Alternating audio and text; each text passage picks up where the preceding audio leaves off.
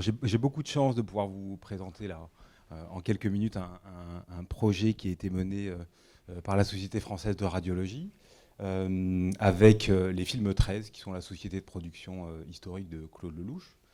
Historique parce que qui existe depuis 1960. Alors la collaboration avec les Films 13 entre les Films 13 et la Société française de radiologie remonte à un peu moins longtemps, mais il y avait déjà eu entre guillemets un premier enfant l'an dernier avec cette idée qui était que finalement la vie peut être le meilleur des scénarios parfois et que les écueils et les maladies peuvent eh bien venir on va dire de façon un peu impromptue dans la vie et peuvent générer des histoires qui peuvent marquer le public. Dans notre souhait de toujours faire plus découvrir la radiologie, particulièrement la radiologie interventionnelle, après donc le projet de l'an dernier qui avait intéressé les hémorragies de la délivrance, les hémorragies qui peuvent survenir après un accouchement, qui parfois sont mortelles, ou bien pour être traitées, eh bien, nécessiter une perte de la possibilité d'enfanter pour les victimes, eh bien, on a décidé de se focaliser sur l'accident vasculaire cérébral, parce que comme vous le savez, eh bien, c'est un problème de santé publique. On utilise souvent ce terme. Là, on est bien dans des données chiffrées qui témoignent de l'importance de cette maladie. Vous le savez, c'est un AVC toutes les 3 minutes qui survient. C'est une cause de handicap extrêmement importante. 3/4 des patients survivants à un AVC ont un handicap avec une perte de leur autonomie. C'est de la deuxième cause de décès en France. Et puis vous voyez que ça a un coût direct et indirect qui se chiffre en milliards. Alors le radiologue, il est vraiment en première ligne dans l'AVC, à la fois dans un rôle traditionnel, qui est que lorsque un patient malheureusement présente un déficit neurologique brutal, il s'inscrit dans une filière, lorsque tout fonctionne bien, dans une filière d'urgence passant par le 15. Et puis finalement, la première étape importante va être à son arrivée à l'hôpital, eh bien, cette étape qu'il va faire dans le service de radiologie de manière à identifier le type d'AVC. Pour cela, aujourd'hui, les recommandations en France indiquent qu'une IRM doit être faite qui permettra de montrer s'il y a un AVC, eh bien, que l'occlusion d'une artère est le phénomène le plus fréquent qui va aboutir à la destruction du cerveau qui va se faire de manière très rapide. On a certes plusieurs milliards de neurones, mais vous voyez que c'est 2 millions de neurones par minute qui vont disparaître dès lors qu'une artère nourrissant le cerveau a été détruite. Et donc progressivement, à la fois il va y avoir cette destruction du cerveau et cette perte, et cette perte d'autonomie.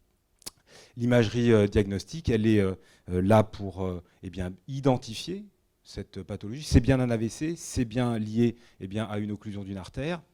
Comment aller plus loin ? Tout simplement, dans les nouvelles recommandations, il existe, à côté des traitements traditionnels nécessitant une hospitalisation dans une unité neurovasculaire et puis un éventuel traitement intraveineux, sont entrés dans les recommandations depuis 2015 le fait d'aller retirer ce petit caillot qui bouche à la fois l'artère et mon diaporama, puisque ça n'avance plus.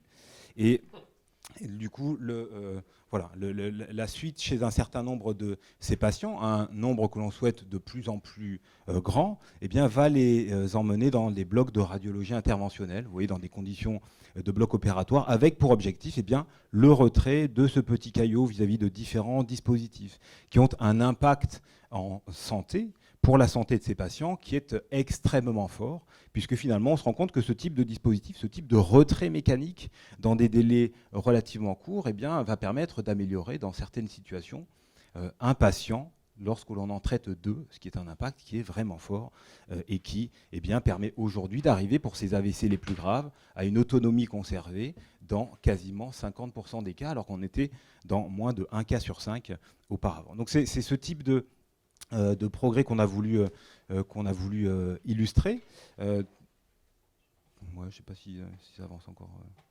Voilà, avec des illustrations comme celle-ci qui permettent de montrer à la fois ce qui se passe dans un bloc de radiologie interventionnelle avec des images qui sont des images en live de ce qui consiste à aller retirer un caillot. Vous voyez qu'on retrouve notre schéma de tout à l'heure, des images montrant que, eh bien, il y a un caillot qui est présent ici, et puis le fait d'aller retirer chez un patient, vous voyez, qui est sous anesthésie locale, et pour lequel, eh bien, cette procédure doit être réalisée très rapidement. Donc notre souhait dans ce projet de court-métrage était vraiment au carrefour de ces différentes images. Ces patients sont inclus dans une filière qui va permettre de sauver la vie d'un grand nombre d'entre eux, de leur permettre d'éloigner le handicap.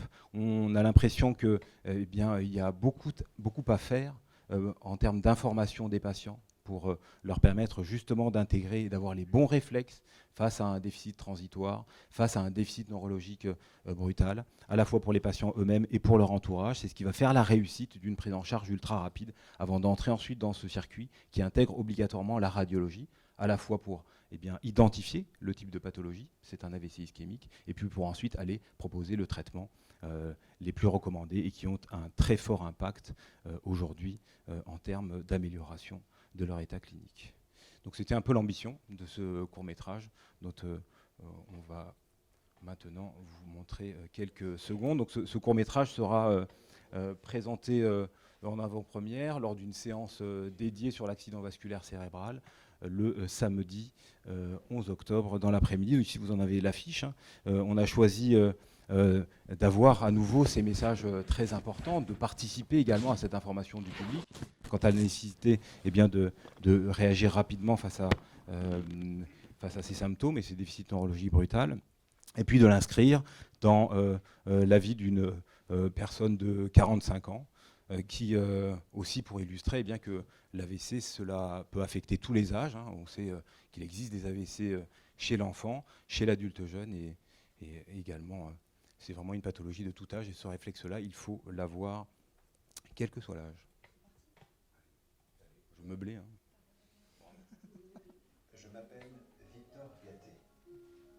En ce moment, je porte bien. Ma vie s'apprête à être merveilleuse. Dans un mois a lieu à Moscou la finale du fameux prix Tchaïkovski. Ce concours sacre le meilleur pianiste. Et je vais le gagner.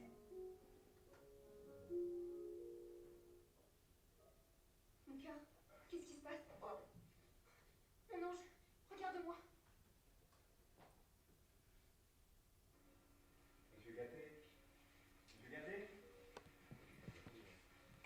Notre radiologue.